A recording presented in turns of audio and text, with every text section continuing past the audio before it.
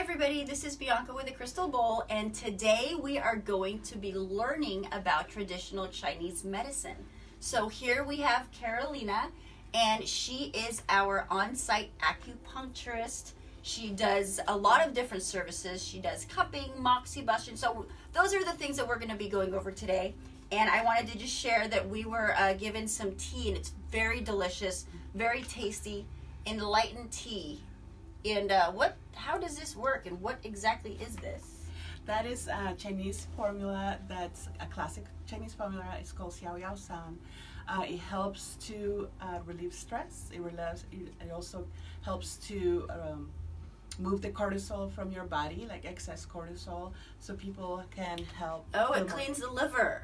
Helps clean the liver. It's really good for the liver and for your blood, and people can start feeling more calm. It's very good for anxiety, for sleep issues, menstruation issues. It all depends what's going on with the body. Nice. Okay, well, I'm looking forward to enjoying that then. So we're going to be looking at a presentation, and if you could just pan right there, go ahead and go through that. And go ahead, we can begin. Hi, my name is Carolina. I'm a traditional Chinese medicine practitioner.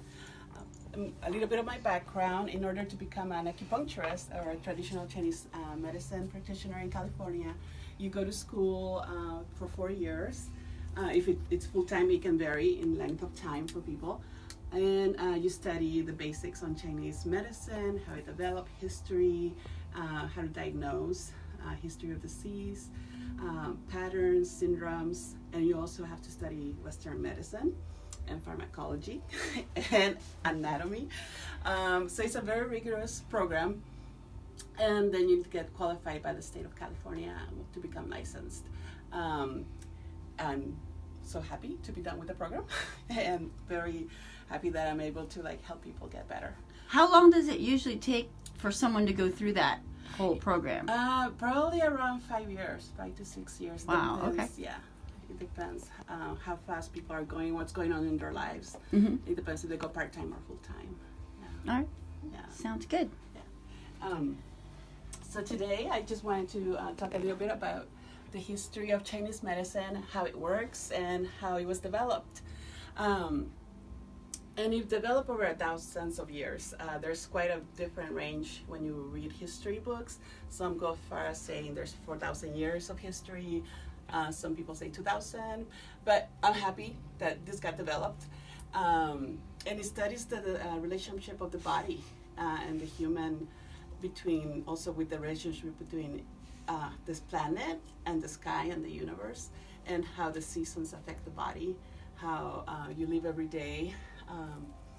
And all this information was compiled in time in case studies. And so there's a lot of classic books that talk about how they treated diseases and how they came to diagnose those diseases.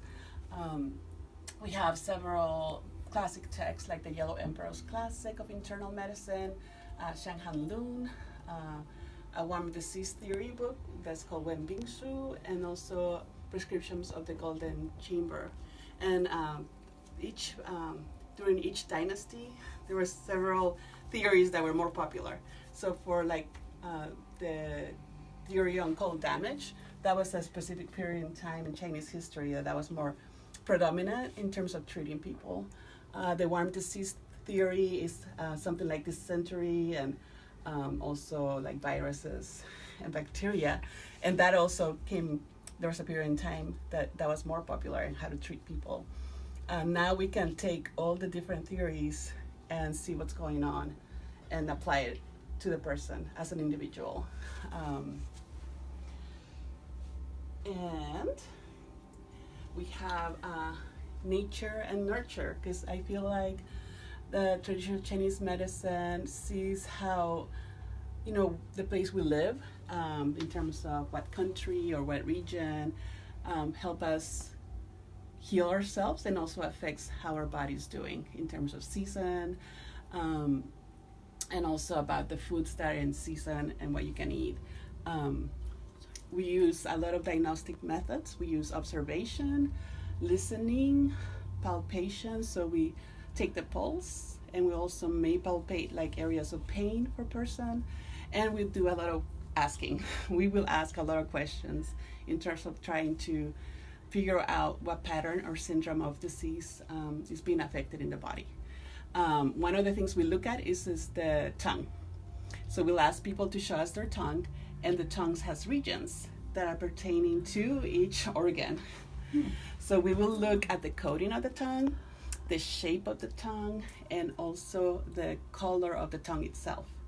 So on the coating of the tongue, we'll see how thick it is, the color, and the shape. We'll see if it's large, wide, thin, and how the level of redness in the tongue. So I have a question about that one. Sure. So if you have like, what do you call that? When you get a cold sore in one of those areas, does that help with diagnosing that that's where you may have a problem?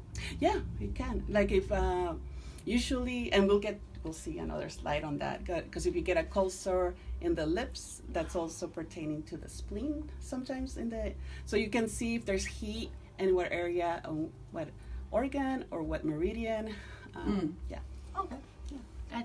I didn't know that. I knew there was something with the eyes, but Yes. not with the tongue. Interesting.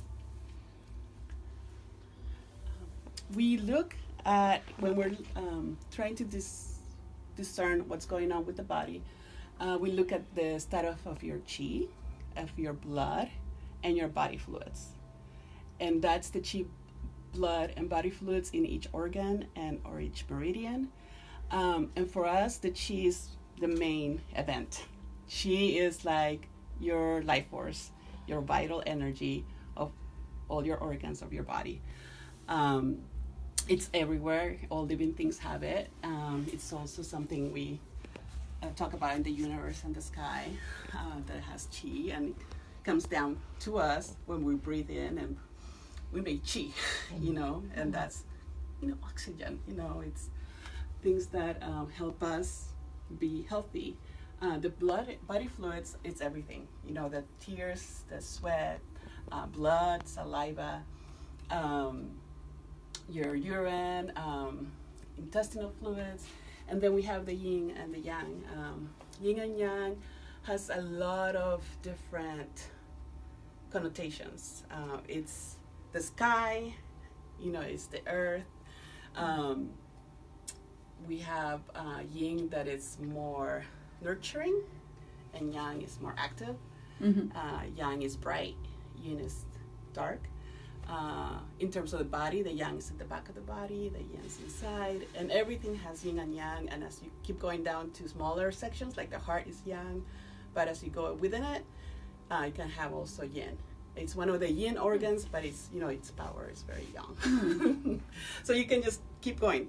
So you're saying so this is yin and yang, right? Yes. Within yin, there's also yin and yang, and within each one of those, that's why this universe is so complicated. And one can't live without the other. You need both of them, and that imbalance of that yin and yang, that's the biggest umbrella that you can look at. If there's an imbalance, then things start going incorrect, and it'll start showing and expressing itself. And we have other things that we look at is the meridians, the organs, and emotions. Once we go ahead and ask all the questions and take your pulse and see your tongue, we start looking what status and how each system, like your liver, your heart, the spleen, lung, and kidney are doing in your body, and what the main event's going on. Because even when people can have pain, we don't only treat the pain, we try to see what else is going on with the root. Because sometimes I have pain right here. And I don't know we could map you out. Yeah. I even had a So CAT I scan have a question. done. So the yin organ. So what makes them a yin organ?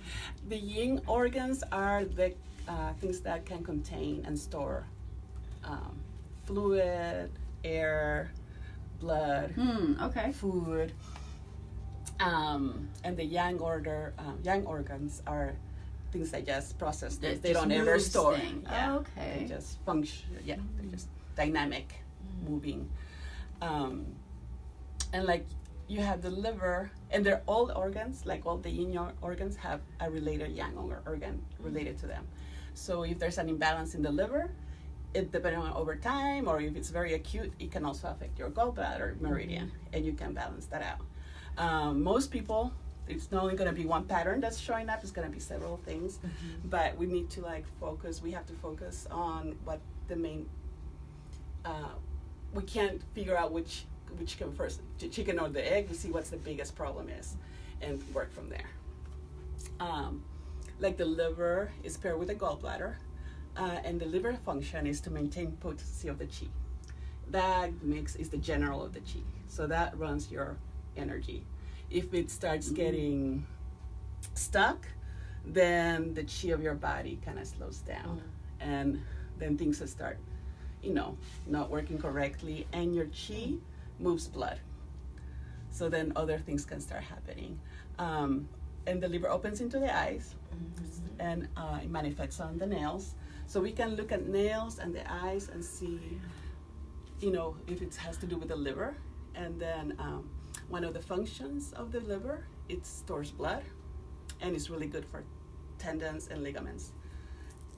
So people have issues with tendons or epicondylitis. We are going to be treating the liver channel and strengthening their liver so their tendons work better and get strength.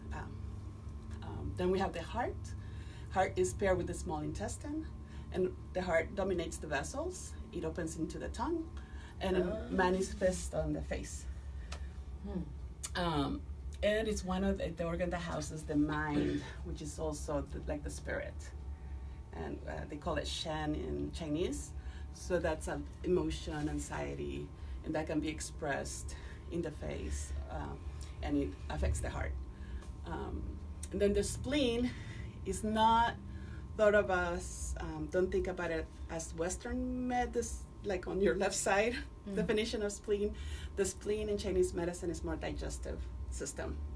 It's related more to the pancreas and the intestines in terms of functioning for us. And it's paired with the stomach, and it governs digestion, opens into the mouth, manifests on the lips, and it dominates your muscles and your forelimbs, so your arms and your legs. So if people have a lot of muscle weakness, we would definitely be working with the spleen also. And then we have the lung, which is paired with the large intestine, and that's our respiration. And it's also our protective immunity, because the lung makes what they call protective qi. So if the lung's not working correctly, then it can't protect the body as so well. Your breath is your protection. Yeah. And wow, I didn't know that. You disperse lung qi, and you also descend lung qi. So the dispersion, it kind of controls your pores, it manifests on the skin, and also like the water passages and body hair. And then the kidney is paired with the urinary bladder.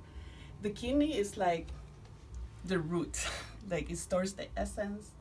And for us, essence is like genetics, is what you're made up of. That's your reproduction, and is the one that's active when you're when you're going through. Body changes in hormonal menopause, when your body's developing. That's all the role of the kidney qi, and it opens into the ears, and it also expresses itself on the hair on the head, and it's good also for water metabolism, and it's also related to your bones and the marrow and the brain. So if you have a broken bone or something, or strained bone, or weakened marrow, then you will work on the kidney and also the brain. And so that, what that does is it helps speed up the healing for the whatever is broken. Correct. So you're not like working on the bone itself, right. You are going to the root of where it's the opposite, basically, is what you're doing. Yeah. So so it sounds like it's more like it's balance. It's balance. It's for balance. It's definitely balance. Okay. Yeah.